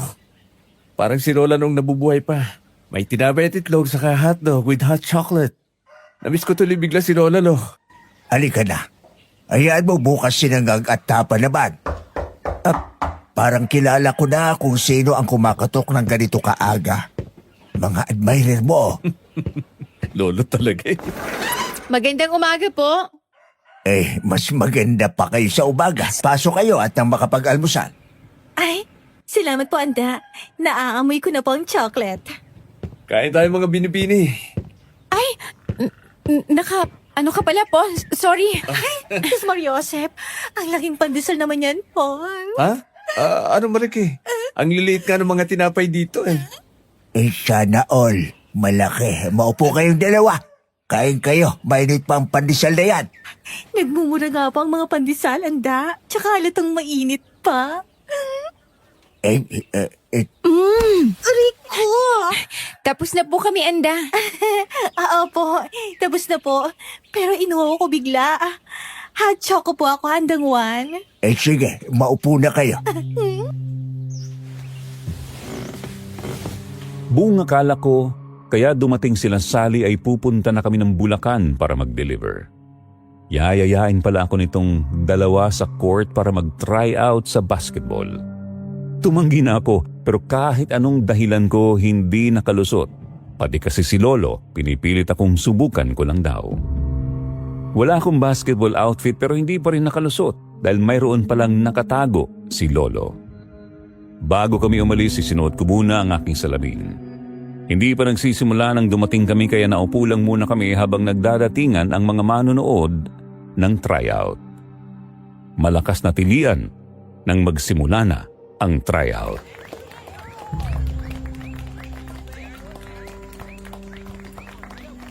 Punta ka na sa registration, Paul. Kukunin lang height at timbang mo tsaka info. Okay. Go, Paul! Go! Akala siguro ni Paul sa tryout, yung kagaya sa varsity na tumatagal lang hanggang 3 araw. May practice at medical pa at kung ano-ano pa mga pinag-aaksaya ng panahon.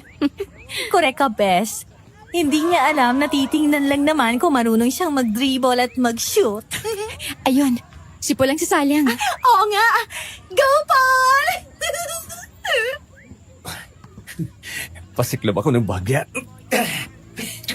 Yay! Woo! Galing! Hayo na ang magdadang payata! And, shit! Galing! Masamang tingin sa akin ng dalawang ito kanina pa.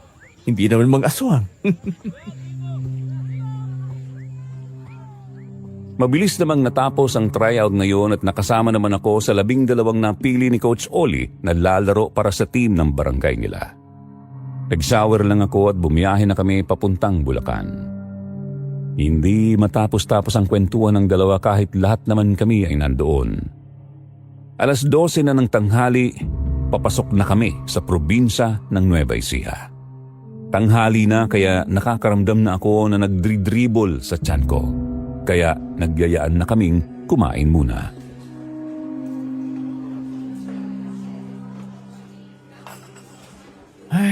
I'm really starving. I miss pansit at daing na bangus. Okay. Halika, Bes. Samahan mo ako mag-order. Tara, ako magkakanin, Bes, ha? Tsaka papaitan at adobong babsi. Okay. Lahat ng gusto mo, orderin mo na. Idamay mo na rin ang panghapunan mo. Nakakatuwa dito sa Pilipinas. May time para mamasyal habang naghahanap buhay. Mas maraming oras na magkakasama ang pamilya. Malayo sa bansang kinalakihan ko. 3 lang kami doon pero hindi pa kami magkitang madalas. Pagpasok ko sa trabaho, pauwi pa lang sina mami at daddy. Ay, mas masarap talaga dito sa atin. Nainip ka ba? Sorry ang haba kasi ng pila sa counter. Hindi naman. Maganda nga dito, maaliwalas ang paligid. Saka maraming kumakain kaya siguradong masarap ang pagkain nila dito. Ayan ang order natin. Yes! Kain to the max tayo ngayon. Pasado 1:00 na nang umalis kami ng San Jose. Mabilis naman ang naging biyahe namin dahil bago pa mag-3 ng hapon nakarating na kami sa San Rafael, Bulacan. Malakas ang tindahan nila dito dahil maraming mga pasahero ang namimili ng pasalubong. Hindi naman kami nagtagal doon at bumiyahe na kami pabalik. Alam namin ang sitwasyon sa amin ngayon kaya hindi magandang abutan ng gabi sa daan. Mabuti na lang at walang mga checkpoint sa daan na maninita. Dahil sa likod ng upuan, nandoon ang mga armas na dala namin. 9:00 na ng gabi, papasok na kami sa aming bayan. Madilim ang daan at walang ilaw sa mga poste. Ay, bakit brownout yata dito sa atin? Napakadilim nga dito sa kalsada. Mapuno kasi kaya madilim. Hindi naman yata madalas mangyari ang ganito dito, ano? Ha? Oh. Tao ba yung nakahandusan niyo sa kalsada?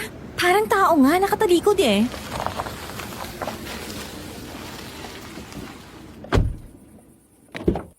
Ay, dyan lang kayo. Titingnan ko lang.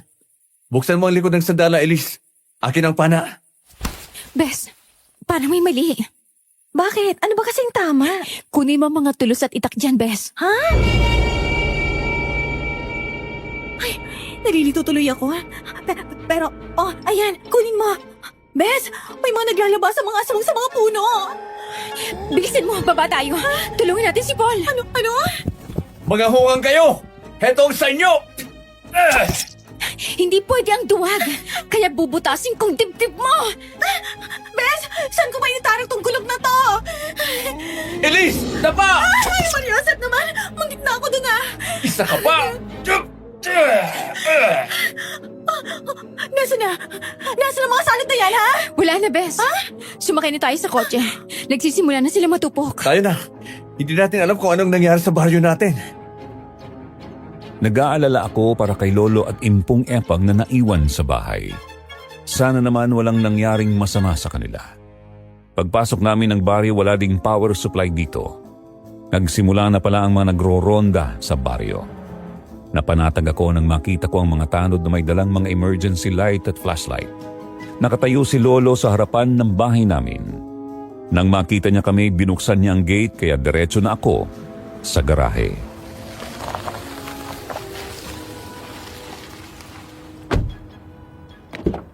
Paano, Polo? Kumusta po kayo dito? Ayos lang naman. Bakit kayo nagpanggabi? Alam nyo na bang delikado ang panahon ngayon? Ay, naku, Anda. Nakakalokang biyahe naming pauwi dito. Kaninang umaga iswabe. Pero ngayong pauwi po, may nakahambalang tao sa kalsada. Akala namin na disgrasya, yung pala'y patibong. Anong nangyari? Pain po pala ng mga aswang. Pero naitumba naming lahat. Wala bang nasaktan sa inyo? Okay lang po kami, Lo. Mabuti naman. Tumawag ang mami mo kanina, Paul. Ha? Talaga po? Ano po sabi ni Mami? Namimiss na po siguro ako kaya tumatawag na. Mahaba din ang tawag niya. At sinabi kong wala ka, kaya tatawag na lang daw uli. Bakit kasi hindi mo dinadala ang telepono mo? Wala naman po kasi akong alam na tatawag dito sa akin. Kaya hindi ko dinala ang cellphone ko. Uuwi na po muna kami, Anda. Paul, salamat uli ah. Welcome. Para naman kayong iba eh. Kumain muna kaya tayo. Hindi na, sa bahay na lang. Baka naman si Lola nanlilisik ng ilong sa kaiintay sa amin. Ay, kanina pa nga nag-aalala ang lola mo. Akala nakarating na kayo sa ulo. Nagpapahinga ako nang mag-usisa si Lolo sa nangyari sa amin. Dinitalye ko sa kanya ang naganap. Naitanong ko sa kanya kung ano kaya ang dahilan ng pagsalakay ng mga aswang dito sa bayan, lalo na sa baryong ito. Noon daw ay doon nagpugad ang mga aswang na napaslang nila. Ang mga manunugis ay dito lang din nagmula kagaya nila Impong Epang. Kung may nabuhay man sa lahi ng mga naunang aswang, ito malamang ay paghihiganti. Pwede rin namang mayroon silang taong gustong makuha mula dito.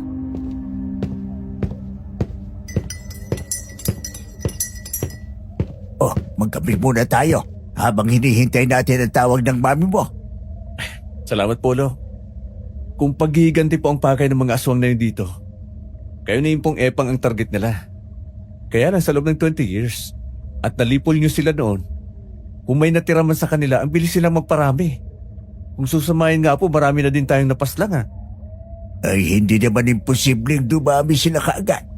Kung ang vampira ay nakakahawa kapag kinagat ang biktima, sila ang mga aswang ay ganun din. Kapag nakakain ng laman ng tao na may laway ng aswang o kaya nasalina ng dugo ng aswang, siguradong maalipin nila ang mahawaan. Ganun po ba? Mami mo na siguro yan. Okay, Lo. Hello? Mommy! Yeah, I'm good. I don't know. Nope. She didn't call me. Why? What? All right, Mom. I'm fine. Promise. Okay, here's Lolo. I need to go to the bathroom. Lo, kasapin niyo po muna si Mami. Anong nangyari sa batang yon? Hello, Angela. Hindi naman ako masyadong nasaktan sa sinabi ni Mami. Alam ko naman na sa hiwalayan din papunta ang relasyon namin ni Alexandra. Ang nakakainsulto lang ay doon pa niya inuwi ang bagong boyfriend sa bahay ko. Kaya nahuli siya ni na Mami at Daddy. Maaga akong nagpaalam kay Lolo na matutulog kaya paglabas ko ng banyo, diretso na ako sa kwarto. Maaga akong nakatulog na parang wala akong narinig na pangit na balita. Mahimbing ang tulog ko kaya nanggisingan ako ni Lolo 9:00 na ng umaga. Paglabas ko ng kwarto, nasa likod bahay na si Lolo at kausap sina Impong Epang. Nagtimpla muna ako ng kape saka ako pumunta sa likod bahay. Ay, gising na pala si Paul. Tayo na't ako'y ligong-ligo na. Tayo na. Nakahanda na ang mga baon naming maglolo. Tayo na, Paul. Oh, saan tayo pupunta? Magpipiknik tayo sa ilog. Sakto ang init ng araw. Ilublob natin ang lahat ng sama ng loob natin doon. Hayaan nating lunurin ng tubig ang mga malas natin sa buhay. Sige po. Kayo na lang. Ha? Tayo na. Bagay sa'yo ang hair color mo. Bagay na bagay. Ang ganda mo nga sa hazel brown na buhok. Bakit ba masyado yata ako nagiging mapapansinin kay Sally? Baka magalit sa akin to eh. Salamat. Tayo na. Sakto ang init ng araw. Ay, ang babagal kumilos. Wala, Isakay na ang lahat ng mga yan sa kotse at ang makapagpalamig na tayo sa ilog.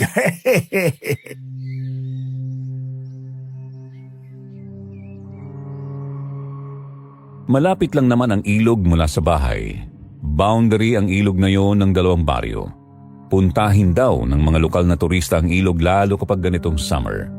Kaya hindi na kami nagtakang marami ng tao sa ilog nang dumating kami. May parte ng ilog na malalaki talaga ang bato at mayroon ding malalim ang tubig na mayroong mga balsang gawa sa pinagdikit-dikit na mga kawayan. May dala kaming malaking beach umbrella at matapos kaming mag-set up ng pwesto, nagtakbuhan na sila sa tubig. Naglakad naman ako ng bahagya at nakarating ako sa parteng mayroong balsa. Tao lang ako, nagkakamali.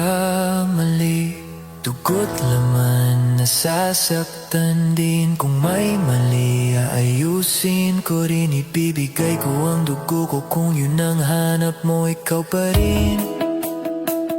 Hanggang sa huli.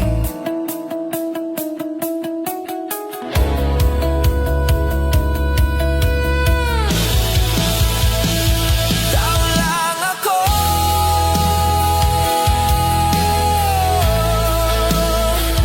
Tao lang ako.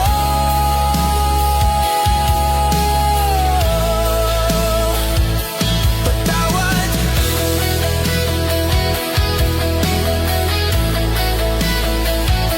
Patawad.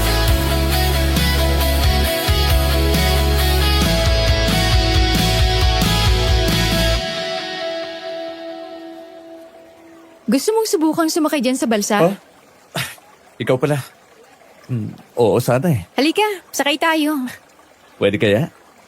Baka may magalit kapag pinakailaman natin. Walang magagalit. Ginawa nila talaga yan para dito. Talaga? Tayo na. Hilahin mo yung lubid para makarating tayo sa gitna. Okay. Huwag kang malungkot. Kung niloko ka niya, may ibang nakalaan para sa'yo. Alam niyo pala, si Lolo talaga. Naichismis na pala ako eh. Ang tagal namang lumutang nun. Ay, sino humihila sa pa ako? Ay, Natakot ka ba?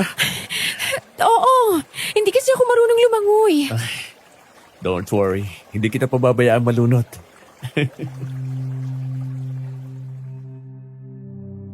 Sa higpit ng pagkakayakap ni Sally, ramdam ko ang malakas na tibok ng kanyang puso, Sir Jupiter. Nagkatiligan kami at noon ko nawaring in love na yata ako kay Sally dahil hindi ko naman naramdaman sa dating nobya ang ganito. Ngayon ko lang din naisip na parang nangyari na ang ganito noon. Hindi nga lang eksaktong ganito ang eksena pero dito rin sa lugar na ito. Naku kayong dalawa, hindi kayo nagyaya dito. Nagsosolo kayo, ha? Ikaw, Bes, ha? O may score ka na dyan, ha? Baka maburang mukha ni Paul sa lagkit ng titig mo. Tira mo naman ako.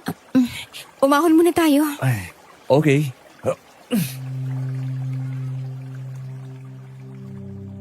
Parang nahiya yata si Sally nang abutan kami ni Elise sa ganoong sitwasyon. Pag-ahon namin, nagyaya naman na sina Lolo na kumain. Bandang 3:00 ng hapon, nag-aalisan na ang mga naliligo kaya nagligpit na rin kami ng gamit. Nagyaya na si Impong Epang na umuwi at giniginaw na raw siya. Pagdating namin sa bahay, diretso na ako sa kwarto para maghandang magbanlaw. Pero sa pagod yata, hindi ko na nakuhang magbihis pa at humiga na ako sa kama. Napaidlip akong basa pa ang aking buhok. Wala si Lolo nang magising ako ng bandang 5:00 ng hapon. Lolo? Saan kayo napunta yun? Lo? Paul, umalis sila ni Lola. Pupunta raw sa simbahan sa bayan sandali. Ganun ba? Kagigising ko na kasi. Sabi nga ni Anda, natutulog ka raw nang umalis siya. Merienda ka muna. Nagluto ako ng espasol. Ay, salamat. Upo ka. Salamat. Okay ka na ba? Ha? Okay naman ako. Bakit? Ako kasi hindi okay. Bakit? May sakit ka ba? Oh, wala ka namang lagnat ah. Hindi naman ako nilalagnat. Maraming bagay lang kasi akong hindi maintindihan sa mga nangyayari ngayon. Nalilito na ako. Pasensya ka na. Nalilito din ako, Sally. Ano bang ibig mong sabihin? May problema ka ba sa akin? Ikaw kasi nagparamdam sa akin na mahalaga pala ako. Sa'yo ko lang naramdaman na kahit ganito pala ang itsura ko. May nakaka-appreciate na may ganda rin pala ako. Sorry Bata pa lang kasi ako, crush na kita eh. Kaya sa tuwing uuwi ka rito, napapasaya mo ako nang hindi mo alam. Nagkakasya na lang akong panoorin ka sa siwang ng kusina namin habang naglalaro ka. Hanggang sa bumalik ka ulit. At makaharap kita ng malapitan. Mahawakan at mayakap ka. Pasensya ka na Hindi naman ako nag-aasap na ganito din ang mararamdaman mo sa akin eh. Sinabi ko lang nararamdaman ko para lumuwag naman ang dibdib ko. Ay, saan ka pupunta? Liwanagin mo nga. Humihina yata ang signal ko eh. Ang tagal mag-loading eh. Gusto kita. Mahal kita. Oh boy, Alam ko namang pagtatawanan mo lang ako eh. sorry. Hindi ako natawa dahil mahal mo ako. Natawa ako kasi... bakit ka umiiyak? Sasabihin mo lang na mahal mo ako. Umupo ka nga. Listen to me. I do love you. Yes. Mahal din kitang kaibigan. And I'm very thankful na may kaibigan akong mahal din ako. Really, mahal din kita. You're one in a million, Sally.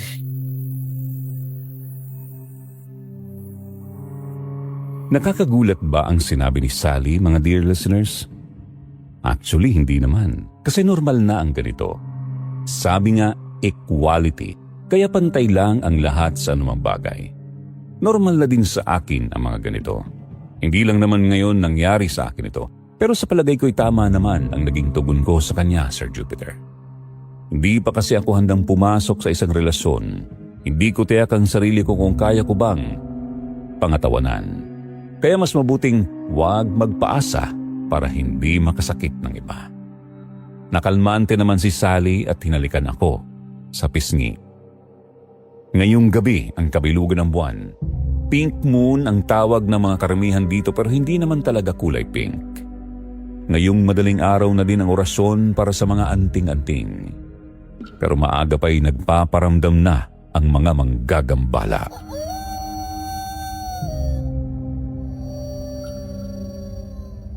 Nakakakilabot naman ang mga alulong ng asom yan. Nasabi na ba nila Lolo at Impong Epang ang tungkol sa'yo? Oo. Wala kasi akong alam sa akin pagkatao kaya payag ako. Handa ka na ba sa gagawin natin mamaya? Buo ba sa loob mo? Siyempre naman. Kung totoo man ang mga hinala ni na Lolo at Andang Juan, hindi ako papayag na maging kagaya nila. Pero sakali man, huwag kang matatakot sa akin. Hindi ako papaslang ng tao. Kumain muna tayo habang naghihintay ng oras. Yung mga Thunders, abala pa sa pagkakayas ng mga palasong nilalagyan ng mga matatalas na sima. Salamat. Wala bang kasamang kape o tsay itong pang merienda mo, Elise? Meron syempre. Tsaka available din dito sa amin ang gatas ng manok. Malamig pa nga eh. Kape na lang ako, please. Sure. Ikaw, Bes, kape din? Ako kasi kape din eh. Kailangan mahilig ka din sa kape para saucy tayo. Sige na nga. Puro kakalokohan. Magpinsan ba kayo na Elise? Hindi. Ampun siya ni Lola. Gaya ko, inabando na rin siya ng nanay niya. Naiwan siya sa lolo niya. Pero namatay naman sa sakit sa puso si Lolo Teban. Kaya inampun na siya ni Lola. Bata pa siya nung napunta dito sa amin. 8 taon pa lang ako nung kinuha ko ni Impong Epang. Kaya malaki ang utang na loob ko sa kanila. At yung magaling kong ina, hindi naman ako binalikan. Pangit daw kasi ako kaya inabando na ni nanay.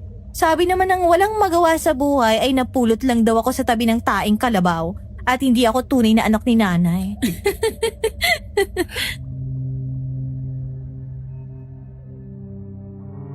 Hating gabi nang dumaan ang mga nagroronda, kaya pinameryenda sila ni Sally. Nababahala daw sila sa mga alulong ng aso lalo pat nakikita ng mga ito na bilog ang buwan. Habang kumakain ng mga nagroronda, dumating sina Lolo at Impong Epang. May 4 na bungkus ng mga palaso ang pasan ni Lolo. Si Lola Epang naman ay sunong ang 2 biskis na mga tulos na sibat. Laking gulat ng mga ito nang makita ang mga dala nila. Hindi sila makapaniwala na may ganoong lakas pa sila Lolo. Sa timbang may lason na ginagamit na pang-spray sa mga gulay at palay, ibinabad nila ang mga palaso at sibat. Inurasyonan nila ang mga ito. Bago pa umalis sa mga nagroronda, binigyan ni Lolo ng sibat ang bawat isa sa kanila.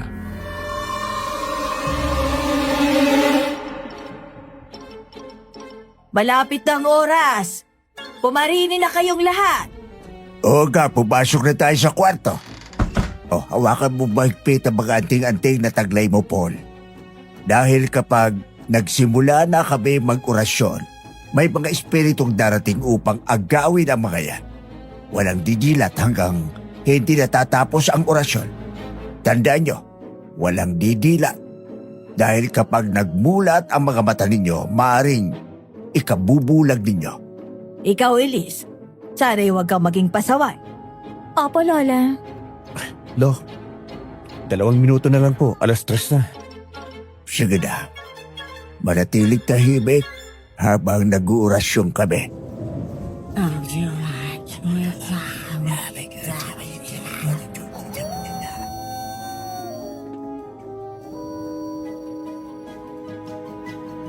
Habang isinasagawa ni na Lolo ang kanilang orasyon, nararamdaman kong mayroong umiikot sa amin na mga hanging bumubulong.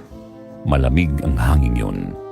Nararamdaman ko rin ang kamay na hinihila ang aking kwintas, pero hindi niya maagaw ito dahil nakadikit ito sa aking balat. Nang matapos ang orasyon, pinadilat kami ni Impong Epang. Pinuno ni Impong Epang ng banal na tubig ang basong hawak ni Sally at Elise. Pinainom niya sa 2 ang tubig. Nang ibaba ni Elise ang baso, parang walang ininom. Si Sally ang may kakaibang epekto. Nangingisay siya, tumitirik ang mga mata. Ibabangon ko sana pero pinigilan ako ni Lolo. Nang tumigil ang pangingisay niya, mayroong itim na usok ang lumabas sa kanyang bibig. Nagkakulay ang balat niya at umitim ang kanyang buhok at kilay. Ibang Sally na siya nang bumangon. Napakaganda niya at napahanga ako. Kasabay noon ay ang malakas na sigawan ng mga taong nagro-ronda sa labas, kaya lumabas ako para tulungang harapin ang mga kalaban. Mas malakas ako ngayon, mga abnoy kayo! Mas matalas yata ang mga mata ko ngayon Kayo ng mga aliwo, Lo! Mag-enjoy kayo sa mga init ng mga palasong susunog sa katawan nyo! Umatras kayo, Gimo! Sumugod na sila! Sige lang, sumugod kayo sa inyong kamatayan! Kanino galing yun? Ay, asintado ba, Pogi? Impong Epang, opo, sapul nga po sa puso. Nahupa ang tensyon ng mapaslang namin ng mga umataking aswang. Nang bumalik kami sa bahay, noon ko lang napagmasda ng malaking pagbabago kay Sally na naudlot kanina dahil sa ingay na gawa ng mga nagkakagulo sa labas. Hindi ko tuloy maitago ang malaking paghanga sa gandang taglay ngayon ni Sally.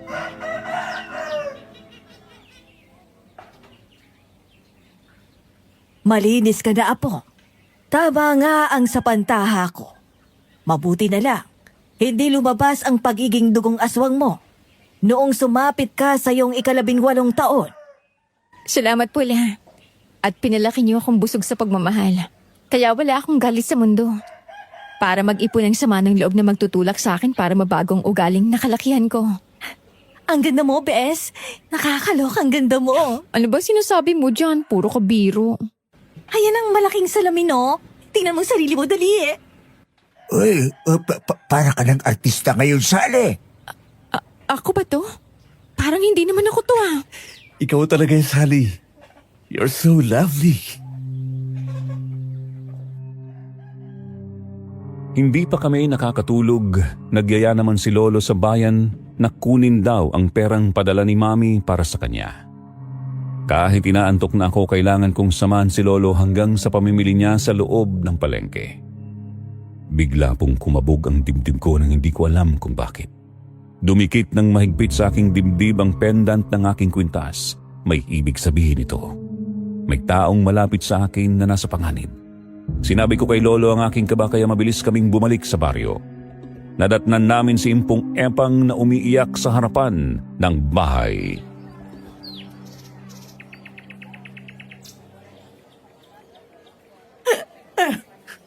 Ano po ang nangyari sa inyo, Lola Epang? Bakit ka ba kumakaatungal dyan parang bakang kinakatay ka dyan? Ay, dumating si Rosalie Juan. Tinangay ang apo ko. Meron siya mga kasamang lalaki at forsahang isinakay sa kotse ang apo ko. Bakit wala kang nagawa, Epang? May kakayanan ka namang lumaban. Ay, aswang na si Rosalie ngayon. Binantaan niya ang buhay ng mga apo ko. Anong ibig mong sabihin? Tinangay nila kasama sina Sally at Elise. Ay, anong gagawin ko, Juan? Hahanapin po natin sila. Saan man sila nagdulungga? Natatakot ako para sa kanila. Baka mahawaan nilang dalawang bata. Baka kapag nakita natin ay may mga pangil lang mga yon. Maging aswang man po sila. Hindi nila pakikinabangan ang dalawa para pumatay ng tao.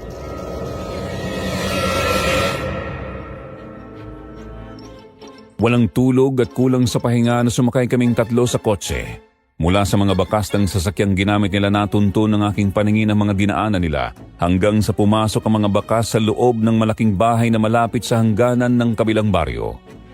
Maingat kaming bumaba ng sasakyan at naghiwa-hiwalay para ligirin ang bahay. Sa likod ako pumwesto dahil malapit ang bahay mismo sa likod. Maingat akong umakyat sa pader para makapasok sa loob. May 6 na lalaking nasa labas na unang nakatikim ng bangis ng mga palaso.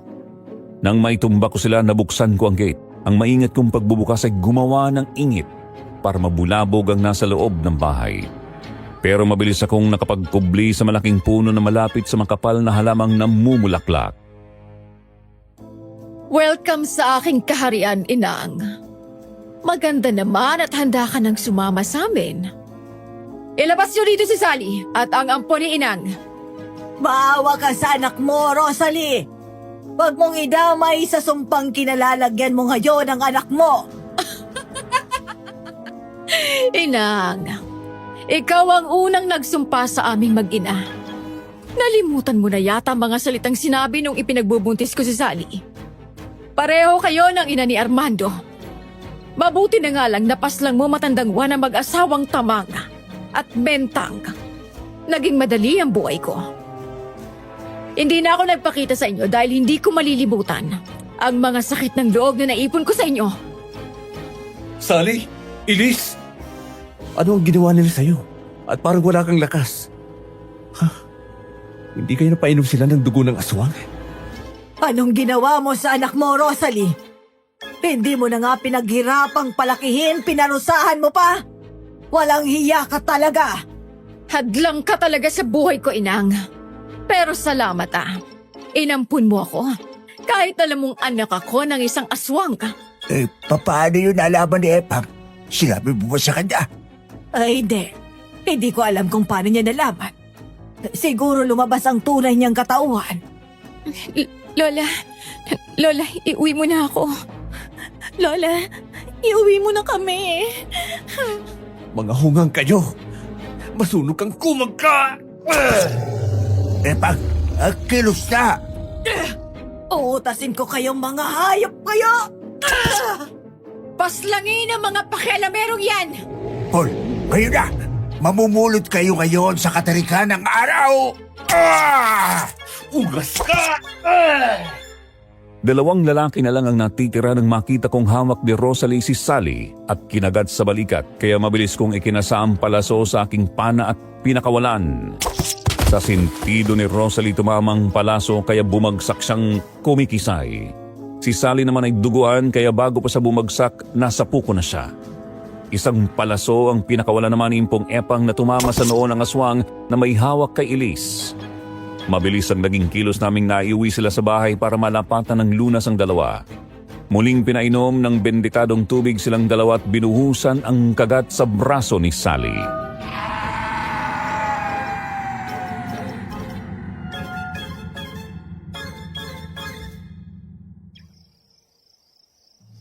Juan, hindi pa nagigising ang apo ko. May awa ang Diyos, Epang. Maghintay lang tayo. Mabisa naman po ang panlunas natin. Kaya maghintay lang tayo. Nagugutom ako. Ano nangyari at umiiyak ka, Lola? Ay, salamat at nagising ng isa. Ay, Diyos ko. Mm. Lola, Ay, salamat po, Panginoon. Sally, apo. Lola, Paul, salamat. Oh God, thank you. Ako ang dapat magpasalamat sa'yo. Salamat sa pagkakataong makasama ka. Mahal din kita, Sally. Sana bigyan mo ako ng pagkakataon. Totoo na ba to, Lord? Salamat at may nagmamahal pa pala sa akin talaga. Bukod sa lola at best friend ko. I love you. Ituloy na natin ang halik na naudlot sa panaginip natin. Sally. Nagpakasal kami ni Sally after a year. Biniyayaan kami ng 2 anak na lalaki. Sina Lolo Juan at Lola Epang ay nagpahinga na. 15 taon na rin ang nakalipas. May apo na kami ni Sally ngayon at kasalukuyang naninirahan dito sa Berlin, Germany. Si Elise naman, nandito rin at napangasawa niya ang pinsan ko na pamangkin ni Daddy. Paminsan-minsan nagbabakasyon kami sa Pilipinas para dalawin ang mga puntod ni na Lola at Lolo. Ang tao ay pinanganak na mayroong katapat. Maaring nasa tabi mo lang o malayo man pero magtatagpo ang inyong mga landas. Maraming salamat po Sir Jupiter sa pagkakataong ibinigay niyo sa akin at sana po kinapulutan niyo rin ng aral ang kwentong ito. Muli po ako si Paul at more power sa inyong channel. Wow! Tunay na mahiwaga ang buhay ng tao. Maraming salamat sa iyo, Paul, sa pagbabahagi mo ng iyong kwento. Hindi nasusukat ang katauhan ng isang tao base sa panlabas na anyo. Ang taong may mabuting kalooban, mananatiling mabuti kahit paagawin ng masama. Napatunayan ni na Paul at Sally na ang pag-ibig ay laan sa taong dapat pagukulan ng pagmamahal na kaya kang paghandugan ng buhay. Kayo din mga dear listener, baka meron din kayong mga karanasan na kakaiba at kapupulutan ng aral. I-share nyo po sa amin. Huwag pong kalimutan ha, mag-subscribe sa aming iba pang mga channel tulad ng Kwentong Takipsilim, Sityo Pangil, Aswang Diary, Aswang Confessions, Aswang Radio, Miss Amy, Sityo Bangungot at ang bagong Miss and Mr. Love. Hanggang sa muli, maraming salamat mga kasityo Pangil.